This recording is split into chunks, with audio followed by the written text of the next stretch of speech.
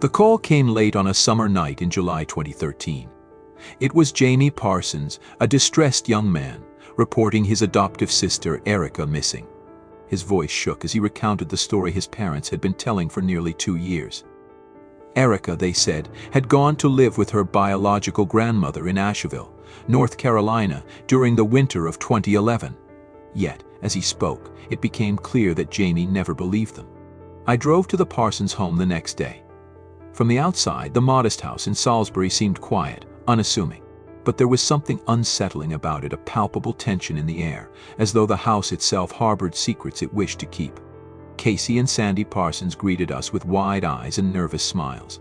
Their demeanor struck me immediately, overly accommodating yet guarded. They repeated their story, mechanically, almost rehearsed. Erica had gone to live with her grandmother, Irene Goodman, they said. Casey claimed it was what Erica wanted, insisting the teenager had been difficult and rebellious. Yet, no matter how they spun their tale, details didn't add up. When asked for contact information or even a photograph of Irene, Casey grew defensive. Sandy, sitting silent beside her, clutched the armrest of the couch, his knuckles white. The next step was simple: confirm Irene Goodman's existence. We searched public records, contacted agencies, and combed through any traces of Erica's biological family. Irene Goodman didn't exist. Not in Asheville, not anywhere. We returned to the Parsons home with more questions. Why hadn't they reported Erica missing? Why had they never checked on her, never visited? Casey deflected, claiming they had no reason to worry. She wanted to be with her grandmother, she said, her voice laced with indignation. Sandy avoided eye contact, his answers clipped and barely audible. But the house itself began to speak. A search warrant revealed troubling signs. Erica's bedroom, they claimed, had been preserved for her return. Yet, it looked untouched for years, a storage space rather than a living area. Toys lay abandoned, a bed frame bare of sheets. The air in that room was thick, oppressive, as if time had stopped there. Neighbors whispered about the Parsons. They described Casey as controlling, Sandy as withdrawn. No one had seen Erica for years.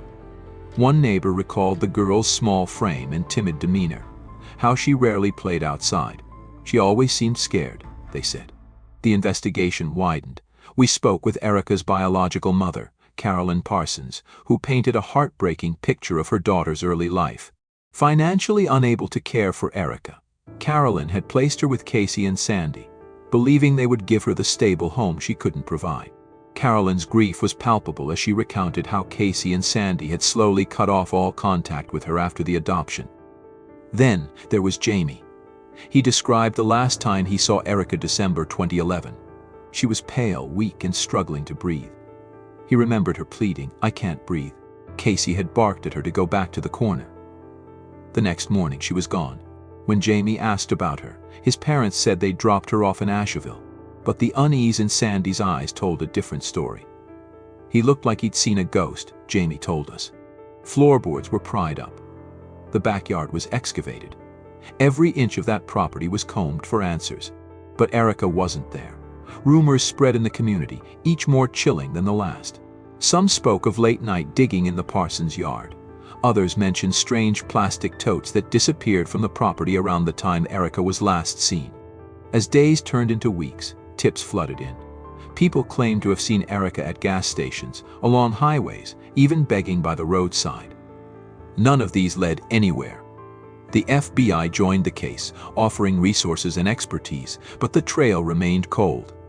The Parsons grew increasingly defensive. Casey appeared on the Dr. Phil show, insisting Erica was alive, even claiming she'd spoken to her through Irene. It was a performance, one riddled with contradictions and deflections. Sandy sat beside her, silent as ever, his hands clasped tightly in his lap. I couldn't shake the feeling that the answers were closer than we realized, locked inside the minds of the two people who were supposed to love Erica the most. The deeper we dug, the more apparent it became. This wasn't just a case of a missing child. This was something darker, more sinister. Erica Parsons had vanished, yes. But what haunted me was the growing certainty that she had never left that house alive. The deeper we dug, the darker the story became. As we pieced together Erica Parsons' life inside that house, a chilling picture began to emerge, one that suggested her disappearance was not an isolated tragedy, but the culmination of years of unimaginable cruelty. Witnesses began coming forward. Family members, neighbors, and acquaintances painted a harrowing picture of Erica's life behind closed doors. Jaimie, Erica's older brother, shared memories that left us stunned.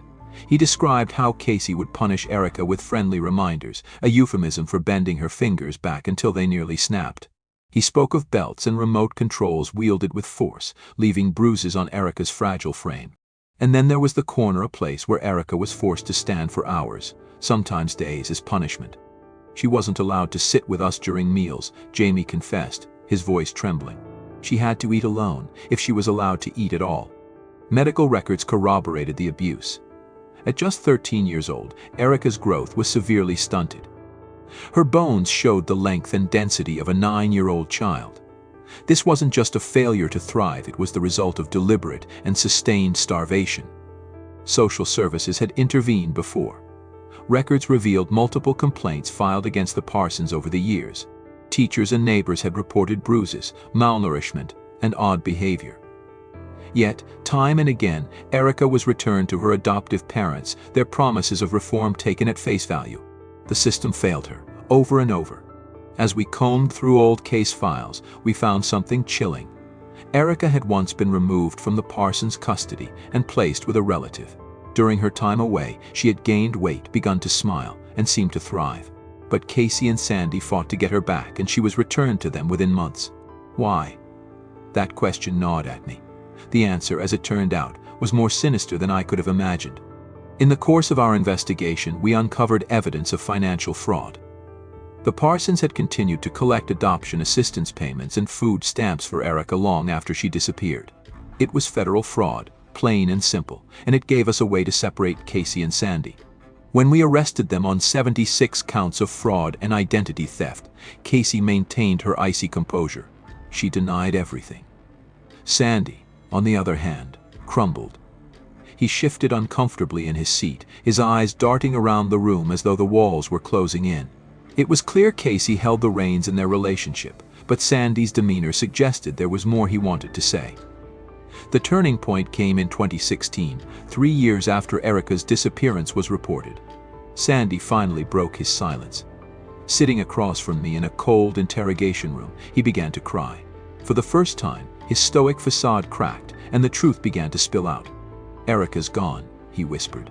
His voice was thick with regret. "She's been gone for years." Sandy recounted a night in December 2011 that would haunt me forever. Erica had been sick, weak, frail, struggling to breathe. Casey dismissed her cries for help, ordering her to stand in the corner. The next morning, she was dead. "What did you do, Sandy?" I asked, my voice barely above a whisper. He buried his face in his hands. "Casey put her in a plastic tote," he admitted. "She stayed there for 2 days. We didn't know what to do." The details that followed were almost too horrific to process. While Erica's lifeless body lay hidden in the house, the family attended a Christmas party. They smiled, laughed, and exchanged gifts, all while knowing what awaited them at home. 2 days later, they drove to a rural area in South Carolina, a place tied to Casey's childhood. There, they buried Erica in a shallow grave, pouring bleach over her remains to mask the evidence. Sandy's confession led us to Erica's burial site. When we arrived, the air was heavy with an eerie stillness. Sandy pointed to the ground, his hands trembling. "She's there," he said. I watched as the excavation team worked methodically, carefully. When they unearthed the remains, the weight of the moment was overwhelming. Erica's tiny skeleton told a story of suffering, fractures that had healed over only to be broken again, bones that bore the marks of prolonged malnutrition and relentless abuse. I made sure Erica's remains were treated with the dignity she had been denied in life. As we placed her in a body bag, I added a small stuffed animal, a token of comfort for a child who had known none.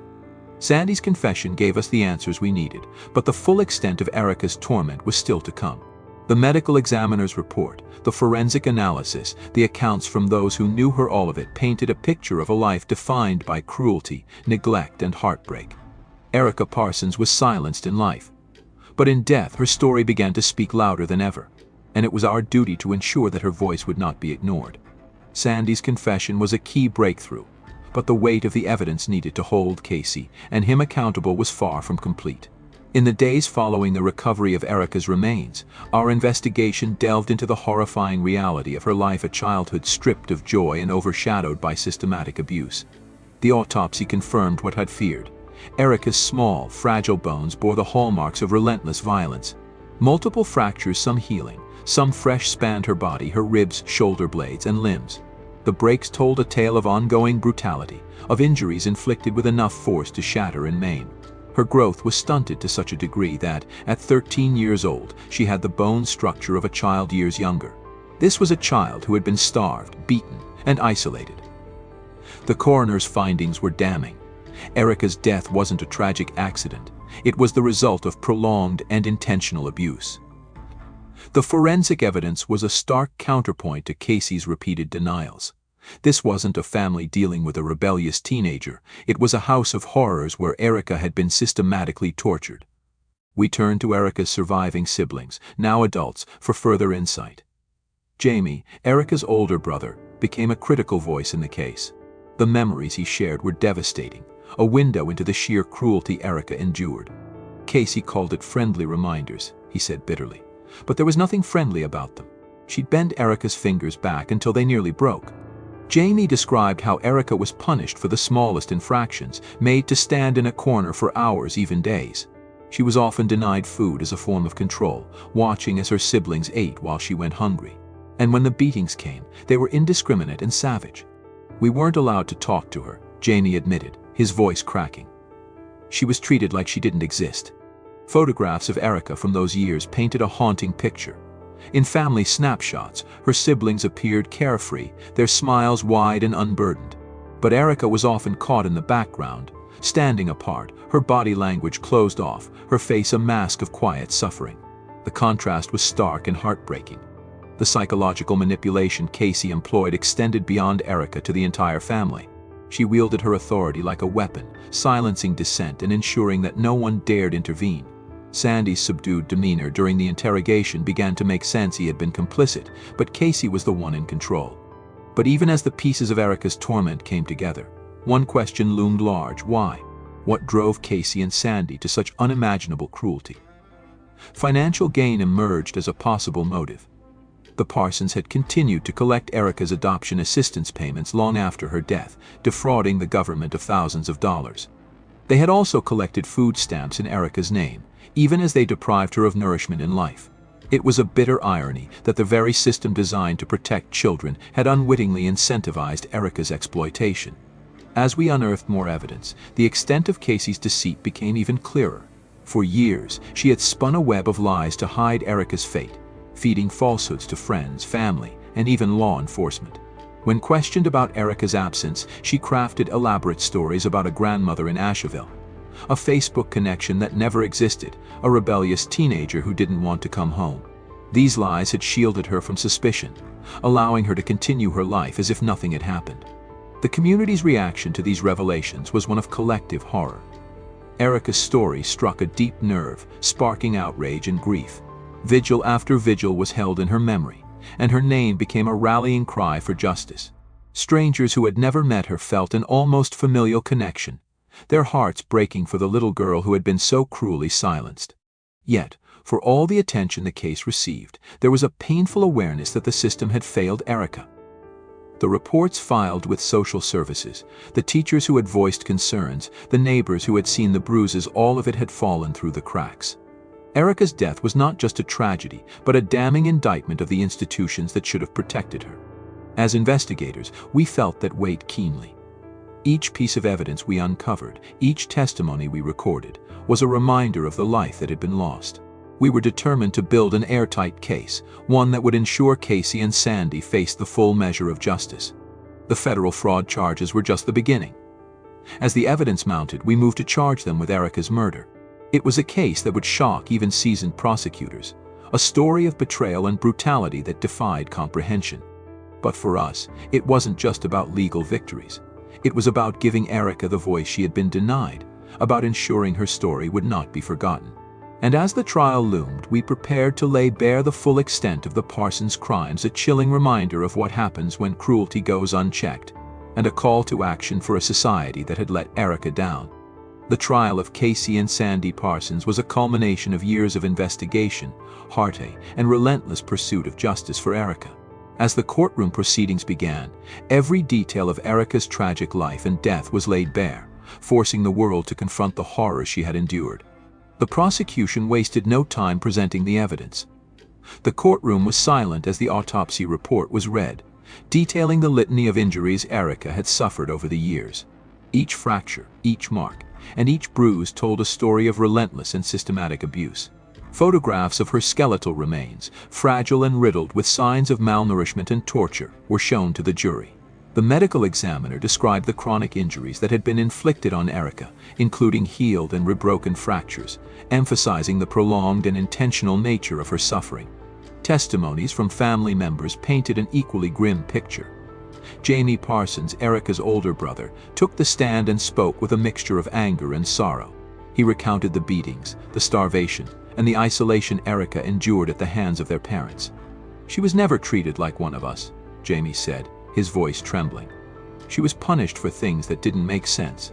They'd hit her with anything they could find: a belt, a remote control. And then there were the friendly reminders. That's what they called it when they bent her fingers back until she screamed." Photographs of family events were introduced into evidence, showing the stark contrast between Erica and her siblings. While the other children smiled and played, Erica was often captured standing alone, facing a wall or corner, her small frame hunched and defeated. The most chilling evidence, however, came from Casey and Sandy's own admissions. In the weeks leading up to the trial, Sandy had struck a deal to testify against Casey in exchange for a reduced sentence. His testimony revealed the extent of Casey's dominance and the role she played in Erica's death. "Casey controlled everything," Sandy admitted. "She told us what to say, what to do, and how to hide it. I went along with it because I was afraid of what she'd do to me if I didn't." Sandy's confession was devastating.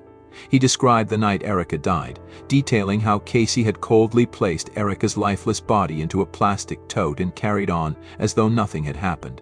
The family attended a Christmas party the very next day, their secret buried in silence. Casey's defense attempted to cast doubt on the prosecution's narrative, painting her as a victim of circumstances rather than a perpetrator of abuse. Her lawyer argued that Sandy's testimony was self-serving, designed to deflect blame and secure a lighter sentence. But the evidence was overwhelming.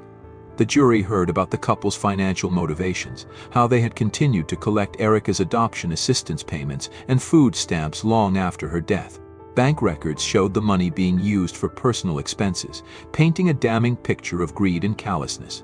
One of the most shocking pieces of evidence was the discovery of Erica's remains.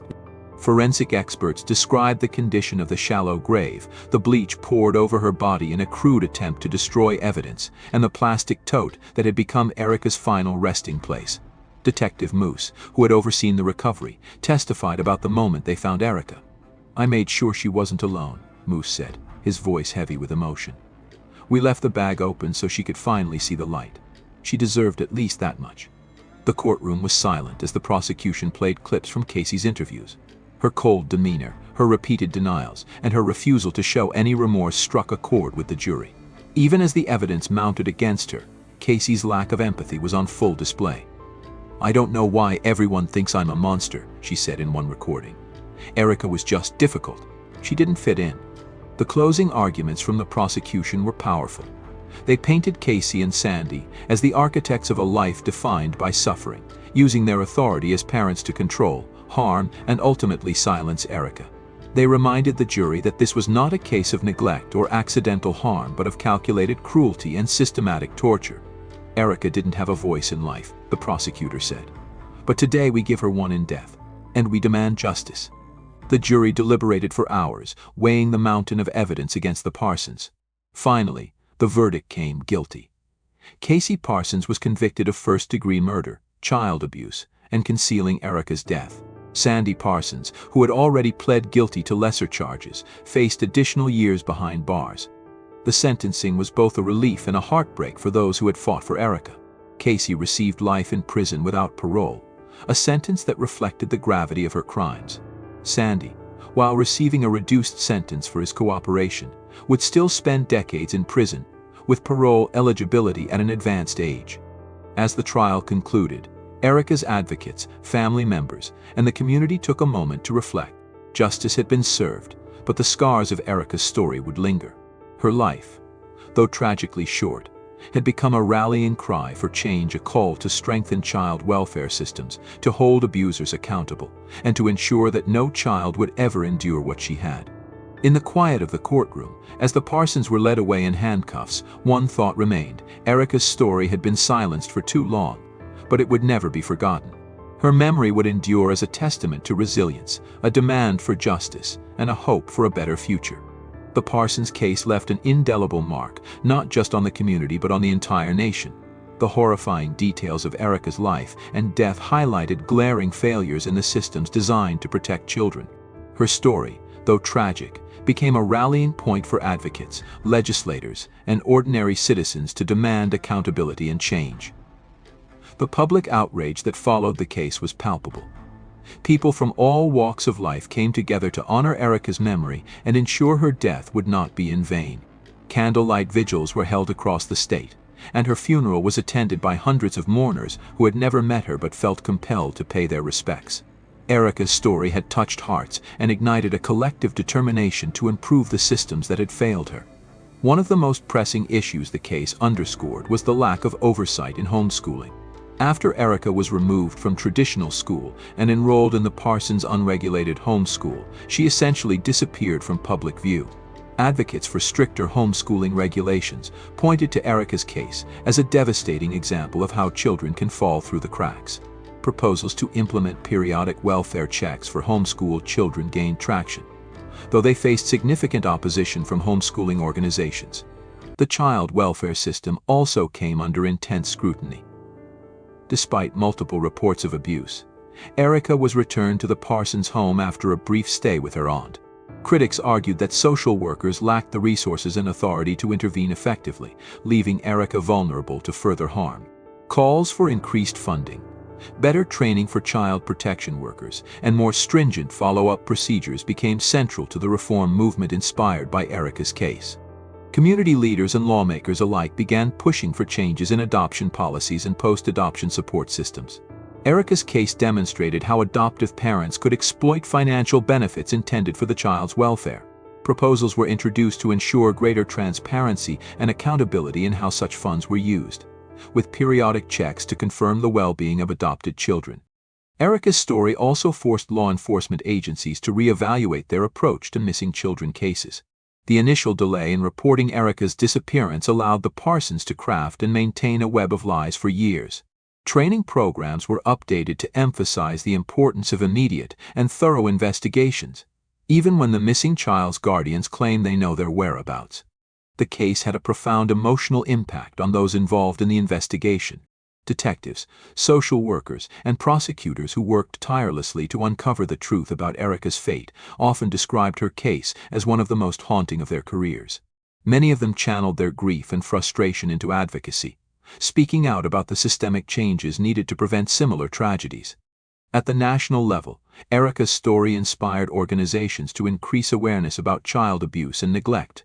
Campaigns emphasized the importance of speaking up when abuse is suspected, reminding the public that reporting could save a life. Schools, healthcare providers, and community organizations implemented more rigorous training on recognizing and responding to signs of abuse. But perhaps the most significant legacy of Erica's story lay in the lives it saved. The intense media coverage and widespread discussions sparked by her case led to an increase in reports of child abuse across the country.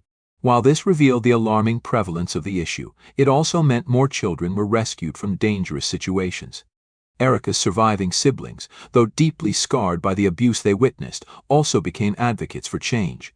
Jaimie Parsons, who had bravely reported his sister's disappearance despite the personal toll, used his voice to raise awareness about the signs of abuse and the importance of speaking out.